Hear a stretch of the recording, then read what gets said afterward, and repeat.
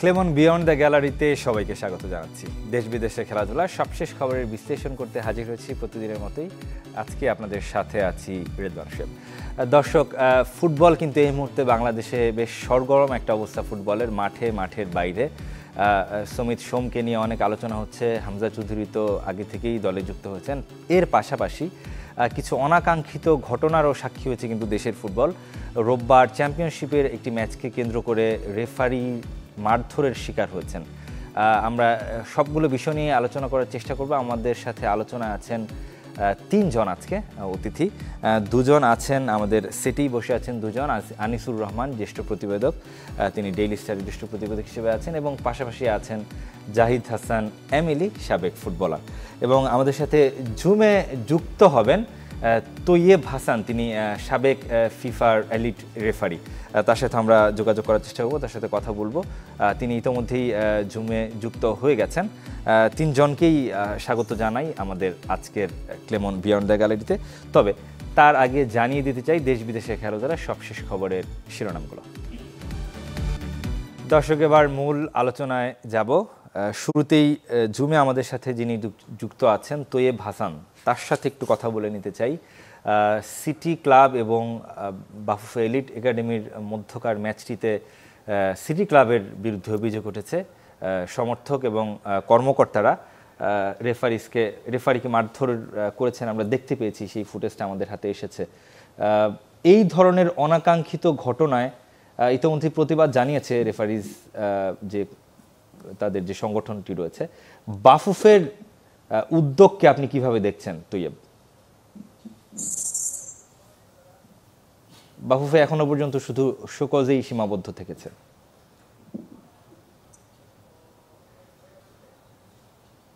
তৈয়ব, শুনতে পাচ্ছেন? জি, ধন্যবাদ। সাম্প্রতিক যে ঘটনা কয়েকটি ঘটেছে, এগুলো আসলে খুবই নিন্দনীয় এবং ন্যাক্কারজনক ঘটনা। দুঃখ প্রকাশের মধ্যে এটা সীমাবদ্ধ নয়, কারণ খেলার মাঠে বা ফুটবলে যারা বিচারক, তাদের প্রতি ধরনের ঘটনা আসলেই ন্যাক্কারজনক। এটা নিন্দনীয় ঘটনা, এটা কোনো বিচ্ছিন্ন ঘটনা নয়। কারণ রেফারিরাও তো মানুষ, তারা খেলা পরিচালনা করেন ফুটবলের সাথে, ক্রীড়াঙ্গনের সাথে, এবং তারা সম্মিলিত হয়ে নিজেদেরকে গড়ে তোলেন একজন আইডিয়াল রেফারি হিসাবে। এখন তারা যদি খেলার মাঠে গিয়ে এ ধরনের অবস্থার মুখোমুখি হন বা এই দুর্ভাগ্যজনক ঘটনাগুলো ঘটে, সেটা কোনো অবস্থাতেই কাঙ্ক্ষিত নয়, একেবারে অনাকাঙ্ক্ষিত ঘটনা। তো আমরা এটার নিন্দা জানাই এবং এটার জন্য আমরা কঠোর শাস্তিমূলক ব্যবস্থা, স্যাংশন তাদের বিরুদ্ধে হয়, সেটা আমরা কামনা করি। আমরা ইতিমধ্যে আমিও ব্যক্তিগতভাবে এবং আমাদের যারা আছেন তারা ফুটবল ফেডারেশনের সাথে নিয়মিতভাবে যোগাযোগ রেখেছি, এবং ব্যক্তিগতভাবে আমি ফুটবল ফেডারেশনের সম্মানিত সভাপতি, লিগ কমিটির সম্মানিত ভাইস চেয়ারম্যান, বিএফএফ এর জেনারেল সেক্রেটারি, কম্পিটিশন ডিপার্টমেন্টের যারা আছেন তাদের সাথে আমি কথা বলেছি সরাসরি বাফুফেতে গিয়ে, এবং আমরা আমাদের রেফারিদের নিরাপত্তার জন্য কথা বলেছি। আমরা রেফারিদের এই ধরনের ঘটনার সাথে যারা জড়িত হয়েছে, যে কর্মকাণ্ডগুলো ঘটিয়েছে, তাদের বিরুদ্ধে সর্বোচ্চ শাস্তিমূলক ব্যবস্থা গ্রহণের জন্য আমরা জানিয়েছি। ফুটবল ফেডারেশনের পক্ষ থেকে জানানো হচ্ছে যে বিষয়ে তাদের অবস্থান খুবই কঠোরভাবে তারা নিয়েছেন এবং তারা তাদের বিরুদ্ধে ব্যবস্থা নিচ্ছেন। এবং তারা, আমরা যেটা জেনেছি যে ডিসিপ্লিনারি কমিটির মিটিংয়ে এই বিষয়ে সিদ্ধান্ত আনুষ্ঠানিকভাবে গ্রহণ করা হবে। ইন দ্য মিন টাইম তাদের উপরে নিষেধাজ্ঞা জারি করা হয়েছে। এতটুকু আমরা এ পর্যন্ত জেনেছি। জি, তো আমাদের সাথেই থাকবেন। একটু স্টুডিওতে ফিরতে চাই। এমনি ভাই, আপনি নিজে ফুটবলার ছিলেন, হয়তোবা অনেক ধরনের রেফারির অনেক ডিসিশন সেটা ফরে নাও যেতে পারে, কিংবা কিছু ভুল সিদ্ধান্ত নিতে পারে, কিন্তু এই ধরনের ঘটনার জাস্টিফিকেশনের আসলে কোনো সুযোগ নিশ্চয়ই নেই। আপনার কাছে কি মনে হয়? ধন্যবাদ আপনাকে। দেখেন, সারা পৃথিবীর ফুটবলেই কিন্তু এরকমের টুকটাক ঘটনা কিন্তু মাঠের ভিতরে ঘটে থাকে। আপনি যদি লাস্ট চ্যাম্পিয়ন্স লিগের রিয়াল মাদ্রিদের ম্যাচটা দেখেন, সেখানেও কিন্তু রুডিগার কিন্তু আফটার ম্যাচ সে যেটা করছে, এবং তার জন্য কিন্তু সে বড় শাস্তি পেয়েছে, 6 মাস বরফ ছুঁড়ে মেরেছে। হ্যাঁ, বরফ 6 মাস সাসপেন্ড হয়েছে। সুতরাং এটা সারা পৃথিবীর ফুটবল ফুটবলই হয়, বাট আমাদের এখানে যেটা হয়েছে আপনাদের চ্যানেল 24-এর ভিডিওতে যেটা দেখেছি, এটা আমি বলবো যে খুবই ন্যাক্কারজনক। কারণ এবার কিন্তু চ্যাম্পিয়নশিপ লিগ যে ম্যাচগুলি হচ্ছে, যে ভেন্যুগুলিতে হচ্ছে, ওপেন ফিল্ডে হচ্ছে। হ্যাঁ, ওপেন ফিল্ডে হচ্ছে, দর্শক কিন্তু একদম লাইনেই থাকে। ইভেনচুয়ালি এটা আসলে আমি বলবো যে একটা রিক্স রেফারিদের জন্য, এবং ম্যাক্সিমাম এটা তো আপনি একটা ম্যাচের এক্সাম্পল দেন, আরও বেশ কিছু ম্যাচে কিন্তু এরকম অ্যাক্সিডেন্ট হয়েছে। তো এটা তো আসলে অ্যাজ এ ফুটবলার হিসাবে মাঠে আপনার টেম্পারমেন্ট থাকবে না, অনেক সময় আপনার আর অনেক ডিসিশন আপনি মেনে নিতে পারবেন না, but on the field referee he is the highest authority. সে যেটা দিবে সেটাকে আপনাকে মানতেই হবে, এবং সারা পৃথিবীর ফুটবলে সেটাই হয়। তো সেখানে রেফারিকে অ্যাকশন করা বা তাকে মারা, এটা তো আসলে ফুটবলের বাইলজ, এটা কোনো দিনও আসলে সেটা অ্যাকসেপ্টেবল না। তো সেইখান থেকে আমি বলবো এটা খুবই দুঃখজনক, এবং বাইলজে যে রুলস আছে, এটার এগেনস্টে যে রুলস আছে, সেটা তো অবশ্যই ডিসিপ্লিন কমিটি যারা আছে তারা সেটার একটা অ্যাকশন নেবে। বাট আমার কাছে যদি প্লেয়ার হিসেবে বলেন পার্সপেক্টিভ থেকে, আমি বলবো যে এটা কখনোই এটা এরকম হওয়া উচিত না। কারণ রেফারি তৈবা যেটা বলছে, we all are human being, আমাদের সবার সব জায়গায় ভুল হবে। অনেক সময় দেখবেন যে আপনার কনফার্ম গোল, আপনার লাইসম্যান ফ্ল্যাগ তুলেছে, অফসাইড ধরেছে, কিছু করার নেই, কারণ মিস্টেক হতেই পারে। 90 মিনিটস কনসেন্ট্রেট থেকে আসলে ম্যাচ পরিচালনা করা, সব কিছু মিলেই কিন্তু তারও একটা টেম্পারমেন্টে বড় কাজ করে। এবং এখানে যেহেতু ভিআরের কোনো সুযোগ নাই, অনেক ডিসিশনগুলি নিয়ে কিন্তু অনেক সময় কনফিউশন তৈরি হয় ক্লাবগুলি, প্লেয়ার এবং রেফারিদের ভিতরে। তো এটা মেনে নিয়ে কিন্তু আমাদের আসলে ম্যাচগুলি শেষ করতে হয়। বাট সেখানে রেফারিদের ভুল থাকবে, রেফারিদেরও কিন্তু এখানে শাস্তির সুযোগ রয়েছে। তো সেই শাস্তির সুযোগের আগে যদি নিজেই যদি সেটার শাস্তি আপনি দিয়ে দেন, তখন তো আসলে কিছু করার থাকে না। কারণ আপনার যদি কোনো কমপ্লেন থাকে ডিসিপ্লিনারি কমিটিতে বা বিএফএফে, আপনি যদি লিখিতভাবে রিপোর্ট দেন, সেটার আমরা বিগত দিনে দেখেছি যে রেফারিরা কিন্তু শাস্তি গ্রহণ করেছে। সুতরাং সেই বিধানটা যেহেতু রয়েছে, আমার কাছে মনে হয় যে ক্লাবগুলিকে এখানে নমনীয় হওয়া উচিত, প্লেয়ারদের আরও, আমি মনে করি যে এই ব্যাপারে আরও সজাগ দৃষ্টি দেওয়া উচিত। দেন হয়তো এই জিনিসগুলি আমার কাছে মনে হয় যে কমবে। এবং এখানে একটা খুব ইম্পর্টেন্ট জিনিস হলো সিকিউরিটি। হ্যাঁ, দেখেন যে 3টা ভেন্যুতে খেলা হয় চ্যাম্পিয়নশিপ লিগ, সেখানে কিন্তু গাজীপুর, আপনার জলশিরি মাঠ, ফর্টিজের গ্রাউন্ড, আর হলো আপনার আর একটা সম্ভবত বসুন্ধরা, 3টাই কিন্তু open, almost open, Gazipur almost open. তো সেখানে আমাদের সিকিউরিটি ইনশিওর করাটা বাংলাদেশ ফুটবল ফেডারেশনের জন্য জরুরি ছিল, যদিও মাঠের সংকট রয়েছে। বাট এটা সিকিউরিটির থেকে মেইন ব্যাপার হলো ক্লাব অফিসিয়ালস, প্লেয়ারদের আসলে রেসপন্সিবিলিটিটা দেখানো উচিত ছিল। এক্স্যাক্টলি, যেহেতু আসলে আলটিমেটলি অভিযোগটা একজন স্পেসিফিক একজন সমর্থকের উপরই আমি দেখলাম যে সেই তীরটা রয়েছে।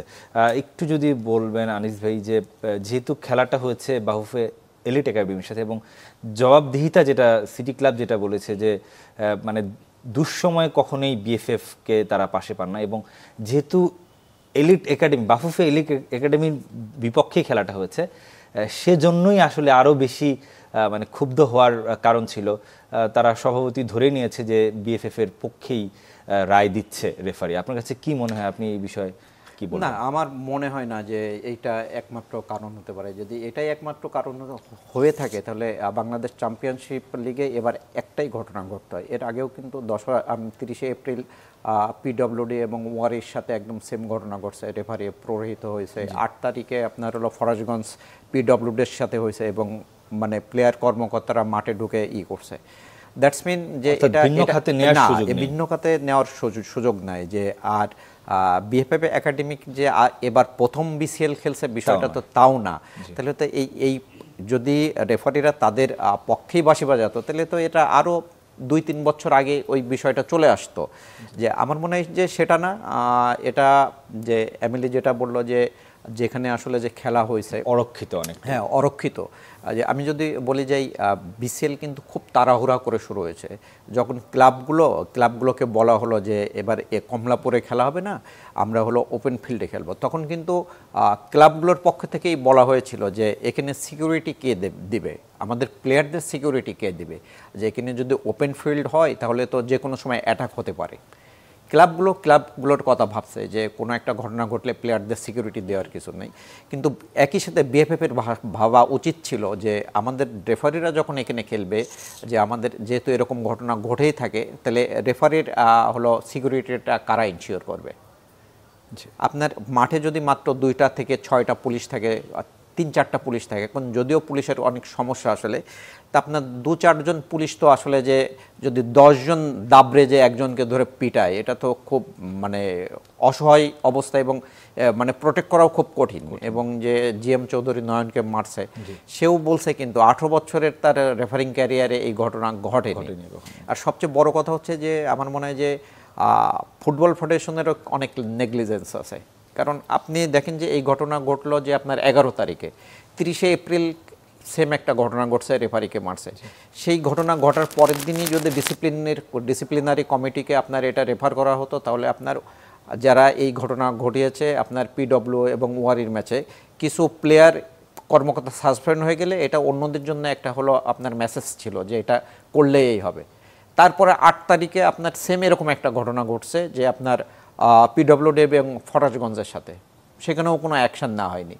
থার্ড ঘটনাটা এসে ঘটলো 11ই মে। আপনি যখন অ্যাকশন নিচ্ছেন না, তখন তো হলো ক্লাব কর্মকর্তা যারা আছে তারা তো ইন্সপায়ার্ড হচ্ছে যে আপনার এখানে অন্যায় করলে কোনো সমস্যা নেই, রেফারিকে মারলে কোনো বিষয় না। আমি আরেকটা জিনিস মানে একটু বলতে চাই যে রেফারির ডিসিশন নিয়ে এমিলি যেটা বললো, ওয়ার্ল্ড ওয়াইডে কিন্তু আপনার বিতর্ক থাকে, হ্যাঁ, কিন্তু আমাদের যে রেফারিরা যে এই যে বিসিএল চলার আগে তারা কি রেফারিদের রিফ্রেশার্স কোর্স কি করেছে কিনা আমি জানি না, ঠিক আছে, যে নতুন নিয়ম নীতি। তারপরে একটা আগে প্র্যাকটিস ছিল যে প্রত্যেক ক্লাবে বিসিএল বিপিএল শুরু হওয়ার সময় যে নতুন নিয়ম কোনটা কি, যে প্লেয়ার দিয়ে কর্মকর্তাদের নিয়ে একটা 2-3 ঘন্টার একটা হলো ওয়ার্কশপ হতো, হ্যাঁ, যে বাঁশি কেন এখানে বাজাচ্ছে, যে রেফারি এইটা কেন ফাউল, ওটা কেন ফাউল না, ফ্রিকুয়েন্টলি পরিবর্তন হতে থাকে নিয়মগুলো। তাই এই জিনিসটাগুলো যদি আপনি যদি আগে যে কোনো টুর্নামেন্ট শুরু হওয়ার আগে আপনি যদি প্লেয়ারদের এবং অফিসিয়ালদের আপনার নতুন নিয়ম কানুনগুলো জানাই দেন, তাহলে তারাও কিন্তু অ্যাওয়ার হয় যে না এটা তো ওই জায়গায় বাঁশি বাজিয়েছে, তাহলে কিন্তু প্রোটেস্ট হয় না। কিন্তু আমার মনে হয় যে ফুটবল ফেডারেশনে এবার আসলে যে এইসবের কোনো বালাই নাই, কোনো ওয়ার্কশপ টপ হয়নি। আমি যদি বলি যে বিপিএল শুরু হওয়ার আগে 10টা টিম খেলছে, আপনার বিপিএল শুরু হওয়ার আগে বড় 4টা ক্লাবে তারা এই কাজটা করছে। আর 6টা ক্লাব কি আপনি করবেন না, ছোট টিম, তারা কি জানবে না? তারা যদি হাঙ্গামা করে, তারা যদি না জেনে, তো এটা দায়িত্বটা কার? এর দায়িত্বটা হচ্ছে বিএফএফের। এবং একই সাথে অবশ্যই ক্লাব কর্মকর্তা যারা আছে, প্লেয়ার যারা আছে, তাদেরকে অবশ্যই ফুটবলকে সামনের দিকে নিতে গেলে এইসব কাজ থেকে বিরত নিজেদেরই আসলে উদ্যোগী হওয়ার বিষয় আছে। একটু তোয়েবের কাছে যেতে চাই। তোয়েব ভাই নিশ্চয়ই শুনতে পাচ্ছেন আমাকে। এখনো পর্যন্ত নতুন কমিটি ফর্ম করার পর বিএফএফ এর রেফারিজ কমিটি এবং গ্রাউন্ডস কমিটি, এই দুটো কমিটি নিয়ে এক ধরনের ধোঁয়াশা। কারা আছেন এই দুই কমিটিতে আমরা এখনো পর্যন্ত জানতে পারিনি। আপনি জানেন কিনা? এবং এই কমিটিগুলো থাকাটা খুব বেশি গুরুত্বপূর্ণ ছিল, অন্তত এই ধরনের অনাকাঙ্ক্ষিত ঘটনা যখন ঘটে তখন আসলে রেফারিজ কমিটির তাদের একটা স্ট্যান্ড থাকা উচিত কিংবা থাকে। সেই জায়গাটা থেকে যেহেতু এখনো পর্যন্ত আমরা রেফারিজ কমিটির অবস্থাটাই জানি না, আপনি জানেন কিনা এবং এর কোনো স্ট্যাটাস আপনার কাছে আছে কিনা?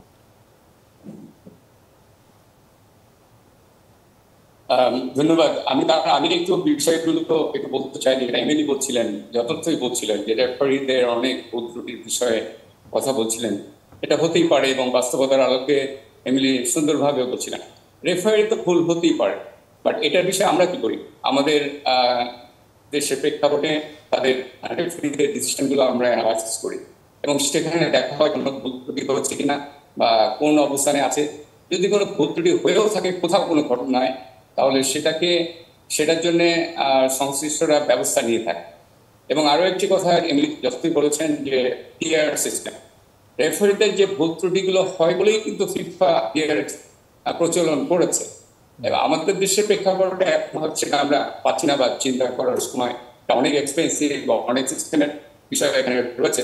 তবে একটা বিষয় হলো এই যে খেলোয়াড়রা খেলবে, কর্মকর্তারা টিম চালাবে, রেফারিরা তাদের খেলা পরিচালনা করবে, কিন্তু এখানে কোনো রকম অভিযোগের বিষয় এটা কোনো অবস্থাতেই একেবারে সরাসরি কেউ কোনো নিজেদের দায়িত্বে খেলার মাঠে এই ধরনের ঘটনা ঘটাবে, এটা কোনো অবস্থাতে কাঙ্ক্ষিত নয়। আর কমিটি বিষয়টা এটা সরাসরি ফুটবল ফেডারেশন তারা জানেন, আর রেফারিজ কমিটি একটি হয়ে থাকে, সেটা কমিটির চেয়ারম্যান যদি এই মুহূর্তেও নাই, এখনো ক্লিয়ার করা হয়নি, তো এই বিষয়টা ফেডারেশন অথরিটি যারা আছেন টপ লেভেলে তারাই অবহিত করতে পারবেন। আর মাঠে খেলার পরিচালনার ক্ষেত্রে একজন ম্যাচ কমিশনার থেকে থাকেন, উনি ম্যাচের সামগ্রিক বিষয়গুলো লুকআপ করেন, দেখে থাকেন, অবজারভেশন দেন এবং ম্যাচ শেষে তার রিপোর্টটা তিনি বিএফএ বরাবর অথরিটি বরাবর প্রণয়ন করেন। তো সেক্ষেত্রে on behalf of BFA match commissioner তিনি মাঠে থাকেন, তিনি তার রিপোর্টগুলো সেখানে দেন এবং রেফারি অ্যাসিস্ট্যান্টেরও দায়িত্ব পালন করেন তারাই। আর তারা আবার রেফারিদের ভালো মন্দ সুবিধা অসুবিধা ত্রুটি বিচ্যুতি সবগুলোই তার রিপোর্টে নিয়ে আসেন, সেগুলোর উপরে এভালুয়েশনগুলো হয়। এবং এটা এখানে একটু বলে রাখি যে যে ম্যাচগুলোর কথা বলা হলো সেখানে যারা ছিলেন তারা সবাই কিন্তু সিনিয়র রেফারি ছিলেন। তারা ফিফা দুজন ফিফা ছিলেন, ন্যাশনাল ছিলেন, তারা কিন্তু জানিয়েছে এবং তাদের কিন্তু একটা সামাজিক বা প্রাতিষ্ঠানিক পরিচয় রয়েছে। আমি সেই পরিচয় এখানে দিতে চাচ্ছি না। তারাও কিন্তু সামাজিকভাবে বা প্রাতিষ্ঠানিকভাবে মর্যাদাপূর্ণ জায়গায় রয়েছে এবং তারা খেলা পরিচালনা করতে আসে। ক্লাবগুলো বা টিমগুলো তাদের জেনে রাখা উচিত। আমি তাদেরকে বলবো যে আপনাদের অবশ্যই টিমের প্রতি যে দায়িত্ব সেটা পালন করা উচিত। বিচারক যিনি খেলার মাঠে রয়েছেন রেফারি হিসাবে, তিনি বিচারক কার্য করে পরিচালনা করেন এবং তার প্রতি সম্মানের জায়গাটা যদি না থাকে তাহলে তো আমাদের যারা কোয়ালিফাইড বা যারা ডেডিকেটেড তাদেরকে আমরা রেফারিংয়ে পাবো না। রেফারিংয়ে যখন ভালো মানুষ পাওয়া যাবে না, এই ধরনের ঘটনা ঘটবে, তখন ক্লাবগুলো নিশ্চয়ই ভালো ডিসিশন থেকে বঞ্চিত হবে। ভালো মানুষরা যখন ডেডিকেটেড পিপল যখন না আসবে, আমাদের বর্তমানে বেশ কিছু যারা আছেন তারা বিভিন্ন ইউনিভার্সিটিতে চাকরি করেন, কলেজে চাকরি করেন বা বিভিন্ন সরকারি বেসরকারি প্রতিষ্ঠানে চাকরি করেন এবং একটা ইয়াং চ্যাপ আমাদের রেফারি এসছে যারা তারাও খুব প্রমিজিং, তারাও তো রিজাল্টের হয়। তো আমরা বিশ্বাস করি জায়গাগুলা অবশ্যই যারা স্পোর্টসকে ভালোবাসেন তারা এগুলো করতে পারেন না, আর যারা ভালোবাসেন না তারা এগুলো করেন, তাদের বিরুদ্ধে আমরা সর্বোচ্চ শাস্তি দাবি করি এবং যাতে করে একটা খেলাধুলার পরিবেশ নিরাপত্তা আর রেফারি খেলোয়াড় সবার জন্য থাকে সেরকম একটা অবস্থায় ফিরে আসুক, এটা আমরা কামনা করি। এই জন্য আমরা বিশ্বাস করি এটা ব্যাপারে অবশ্যই ব্যবস্থা নেওয়ার জন্য প্রস্তুত হয়েছে। তৈয়ব ভাই আমাদের সাথে জুমে যুক্ত হওয়ার জন্য আপনাকে অসংখ্য ধন্যবাদ। একটা বিরতির সময় হয়ে গেল ক্লেমন বিয়ন্ড দ্য গ্যালারিতে। দর্শক কোথাও যাবে না, কিছুক্ষণের মধ্যে ফিরছি।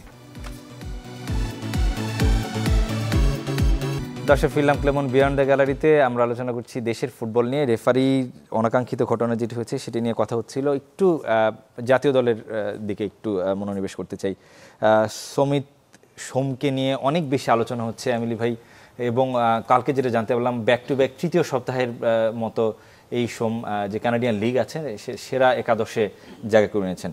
আপনার কাছে কি মনে হচ্ছে যে হামজা চৌধুরী অলমোস্ট তিনি একাই ভারতের বিপক্ষে যে পারফরমেন্স তিনি দেখিয়েছেন অনেকটা তার ছয় অনেকটাই বদলে গেছে। সোমের অন্তর্ভুক্তিতে কি হতে পারে সিঙ্গাপুরের বিপক্ষে, যদিও একেবারে 1 জুনের আগে সোমকে পাওয়ার সম্ভাবনা নেই, তিনি শেষের দিকে এসে যুক্ত হবেন। না, এটা তো আপনার আসলে কথাতেই অ্যান্সার আছে যে কি হতে পারে। মানে অলরেডি তো আসলে এটার একটা ইম্প্যাক্ট অন দ্য ফিল্ড আছেই। অফ দ্য ফিল্ড যেহেতু সে এখনও অন দ্য ফিল্ডে এখনও পিচ শেয়ার করেনি, বাট অফ দ্য ফিল্ডে আমার কাছে মনে হয় যে সমিত সোম যেদিন পাসপোর্ট পেল এবং বাংলাদেশে খেলার জন্য প্রিপারেশন নিল, সে তখন থেকেই কিন্তু আমার কাছে মনে হয় যে এটা বড় একটা জাতীয় দলের যে স্ট্রং জাতীয় দল হওয়ার পিছনে বড় একটা ইম্প্যাক্ট অলরেডি ফেলে দিয়েছে। তো সেখান থেকে হামজা ইন্ডিয়ার ম্যাচটা যদি দেখেন, সেখানে হামজার পারফরমেন্স কিন্তু সবার থেকে আলাদা আমরা দেখেছি। হ্যাঁ, 22 জন প্লেয়ারের ভিতরে 21 জন প্লেয়ার আর হামজার পারফরমেন্স কিন্তু ডিফারেন্ট ছিল। তো অ্যাট দ্য সেম টাইম আমার কাছে মনে হয় যে সিঙ্গাপুর ম্যাচে যেহেতু আমরা সমিত সোমকে পাচ্ছি, তো সেখানে মিডফিল্ডের যে একটা বড় আমাদের এখানে যে বড় একটা স্ট্রং মিডফিল্ড নিয়ে আমরা নামছি সেটা তো অবশ্যই বলতে পারবো। বাট এখানে বড় কনসার্নের বিষয় হচ্ছে যে দেখেন এই ম্যাচটা জিততে গেলে আমাদের যে মেইন জায়গাটা, তো সেখানে সমিত এবং হামজার তো তারা তো তাদের পারফর্ম করবে। আমাদের স্কোরিং এর বিষয়টি আপনি এক্স্যাক্টলি আপনি সো আমরা যদি একজন স্ট্রাইকার পেতাম এবং সেই স্ট্রাইকারকে যদি পিছন থেকে হামজা এবং সমিত সাপোর্ট দিত, আমাকে অ্যাসিস্ট করতো, তখন কিন্তু আমাদের এই ম্যাচটা জেতার জন্য খুব আমি বলবো যে আমি খুব ইজিলি ম্যাচটা জিততে পারতাম। তারপরে সমিত যেহেতু মোর অ্যাটাকিং প্লেয়ার, সে কিন্তু অ্যাসিস্ট করতে পারে, অ্যাট দ্য সেম টাইম অ্যাটাকিংয়ে পার্টিসিপেট করে, এটা একটা বড় পজিটিভ দিক রয়েছে। তো আমি বলবো যে খুব ভালো একটা দল হিসেবে আমার কাছে মনে হয় যে আমরা সিঙ্গাপুরের ম্যাচে নামতে যাচ্ছি।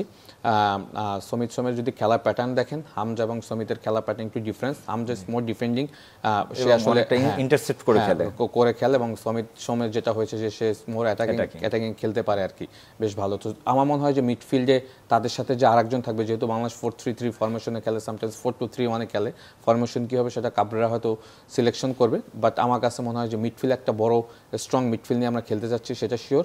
বাট স্কোরিং এর জায়গাটা যদি আমরা একটু কনসার্ন থাকতে পারি, কারণ আপনি দেখেন ইন্ডিয়ার ম্যাচে কিন্তু আমরা 3-4 গোলে জিততে পারতাম, শুরুতেই 2-3টা ওপেন সুযোগ আমরা পেয়েছিলাম, মজিবর জনি আপনার, তারপরে শাহরিয়ার, ইমন, হৃদয়, ওপেন নেট আমরা মিস করতে। এখন কথা হলো যে আপনার মিডফিল্ড আপনাকে অনেক সাপ্লাই দিবে, আপনি যদি এন্ড অফ দ্য ম্যাচ আপনি গোল না করতে পারেন, ম্যাচ যেটা ডিফিকাল্ট হয়ে যাবে। বাট আমার কাছে আমি খুব ভালো বেশ আশা দেখছি এই ম্যাচটাতে, এবং আমাদের বেশ ভালো সুযোগ আছে এশিয়া কাপে থ্রু করার, কারণ এখন যেহেতু 1-1 পয়েন্ট করে সবার রয়েছে, এই ম্যাচটা জিতলে কিন্তু আপনি 4 পয়েন্ট হয়ে যাচ্ছেন, তখন কিন্তু সবাই আপনাকে নিয়ে অন্যভাবে চিন্তা করবে, অলরেডি চিন্তা করছে। আমাদের সময় একদম শেষের দিকে অল্প কথা জানতে চাই, 10 জুনের এই ম্যাচটাকে কেন্দ্র করে ইতোমধ্যেই যে এক্সাইটমেন্ট তৈরি হচ্ছে বাংলাদেশের, সেটা ফুটবলের জন্য কতটা ইতিবাচক? হ্যাঁ, এটা এমএলএর কথা ধরেই বলি যে আসলে যে আমাদের যারা লোকাল ফুটবলার, আমরা কিন্তু মোটামুটি ইন্টারন্যাশনাল লেভেলে ম্যাচ খেলছি, যে ভালো পারফর্ম করতেছি, কখনো ডাউন, কিন্তু রেজাল্টটা ওই এক্সপেক্টেড লেভেলে বা গোলটা আসেনি। যেদিন থেকে আসলে যে হামজা কনফার্ম হয়ে গেল, সেদিন থেকেই যে আসলে যে একটা মানে ইম্প্যাক্ট, বা আমি কি বলবো, যে একটা হাইপ, একটা তুঙ্গে আছে, সেই সাথে আবার হলো সমিত সোম হলো যুক্ত হলো, তাই এটা আমার মনে হয় যে এটা আরও ডাবল করে দিছে আসলে। আর এই ইম্প্যাক্টটা আসলে যে আপনি মাঠে খেলে যত রেজাল্ট পাবেন, আমার মনে হয় যে পজিটিভ ইম্প্যাক্ট মানে ততই পড়তে থাকবে। কিন্তু আসলে যদি আমরা রেজাল্টটা বের করে না নিয়ে আসতে পারি, কিন্তু এই হাইপটা আস্তে আস্তে আবার নিচে নেমে যাবে। অবশ্যই আমাদের সেদিকে লক্ষ্য রাখতে হবে যে আলটিমেটলি জয় ছাড়া কোনো বিকল্প নাই ফুটবলে, আমরা সেটাই চাই, এবং একটা বড় কিছু স্বপ্ন আমরা দেখতেই পারি। পাশাপাশি র্যাঙ্কিংও বাংলাদেশ আমার কাছে মানে অবধারিতভাবে উন্নতির দিকে যাবে। শেষ করতে হচ্ছে ক্লেমন বিয়ন্ড দ্য গ্যালারি। ভালো থাকবেন, সুস্থ থাকবেন সবাই।